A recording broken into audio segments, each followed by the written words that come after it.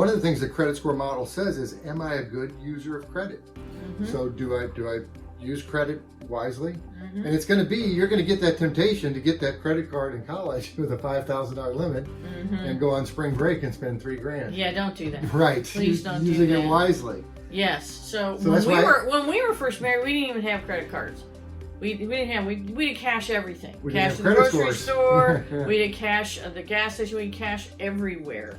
And it did help us build. I went to the grocery store with $60. I'm just saying. $60 bought us a week's worth of groceries. Not anymore. But anyway, so I would go to the grocery store with cash and a calculator. And it helped us build some really great spending habits. Right? Expense control. That's how we did it.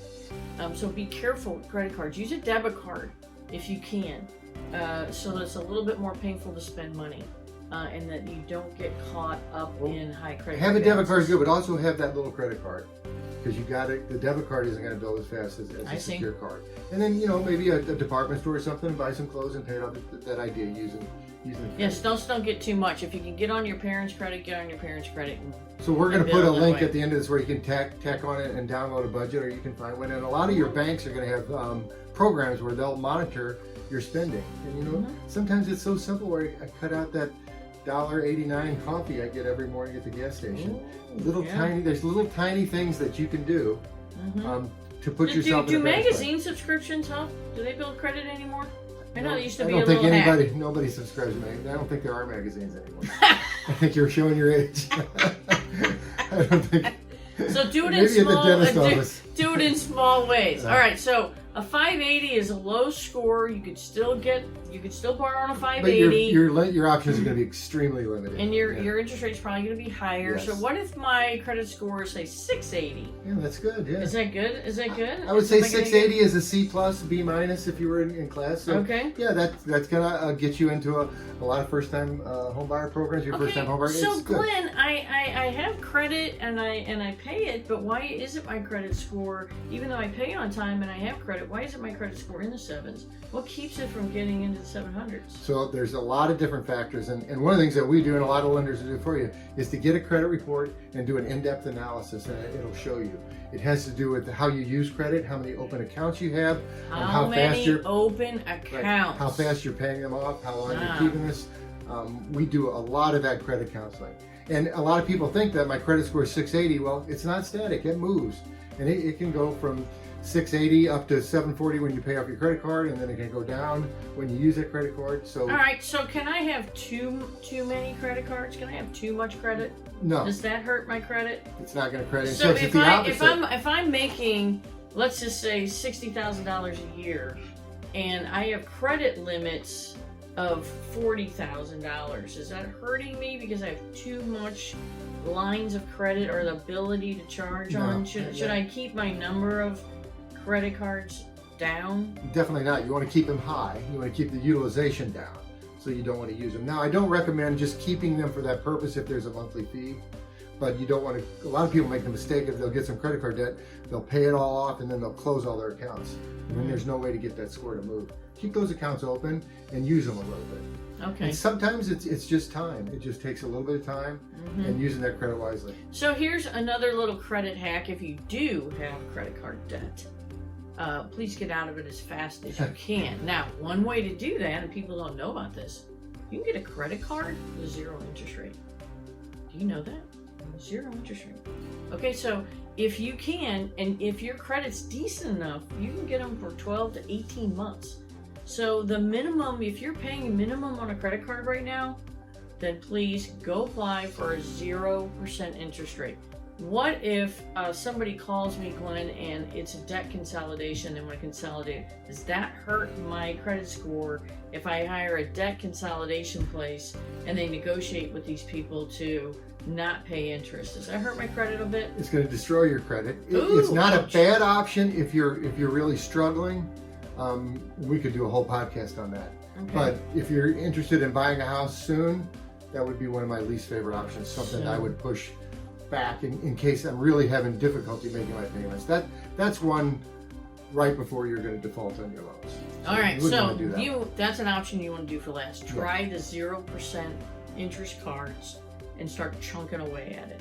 Dave Ramsey says you can do it one of two ways. You can attack the debt that has the highest interest rate and start getting that paid off, move that to a 0%, start paying it off, or attack the smallest one so that you can get it paid off, and then you can feel like you've got momentum that you're getting out of debt. So what's so great about all this is any lender, especially me and Gill Mortgage, we're going to get that credit report. There's going to be no charge to that, and we're going to give you a lot of counseling and a lot of advice that you don't have to pay a penny for. It's not one size fits all. Oh, so there you go. Everyone's going to be a little bit different and unique. And there's no pressure, and it's great to help somebody to say, you know, I talked to Glenn in the fall of 2023, and we went over my plan. Now we're coming to the spring of 2024, and guess what? I've got a little money in savings, my budget's good, my credit score went from here to there, I'm ready to buy a house. That's very satisfying. There you go. So even if you're years off, you may want to check your credit, because is there ever a surprise on somebody's credit when you pull it? All the time. Not all the time, but man, a lot of surprises. And that's a great way to stay ahead of everything. It's a great way to, maybe there's something that happened 5-6 years ago that's still out there. You can negotiate that down. There's just a lot of stuff that a good lender, somebody that's has a strong background in credit repair, can be able to help you, and it's no charge at all. There you go. Now, I remember one time we moved, and we had a satellite, you know, I think it was dish or something, and we didn't know it. But when our credit was run to get our final loan when we built our house, there was a collection. It was a collection on it. The very last bill never made it to us. We didn't know. It was like something under $100. And I called them and said, why in the world didn't you get called? You call us all the time to upsize our, our monthly subscription. Why in the world didn't you just pick up the phone and go, hey, you've always paid your bill on time. What happened to this one? Well, it never made it to us. So there can be surprises on your credit, and there can be stuff on there that's not yours. And sometimes you think that stuff takes time to fix. Yes. Because sometimes when you just mess with a little and pay it off, your score will go down initially, and then over the next coming months, it'll start to go back up. Right. So if I have something like that, how far in advance do I need to get ahead of it?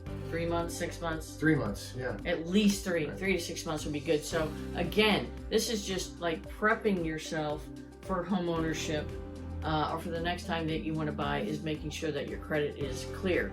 So expense control, investing first, saving first to invest, living on the rest of it, and then watching your credit and paying attention to your credit. Very, very important to get on the train. If you're a parent or grandparent, again, help your child or your college-age school grandson or granddaughter by putting them on your credit card if you're paying your bills on time, and help them build credit quickly. It's such a great credit hack.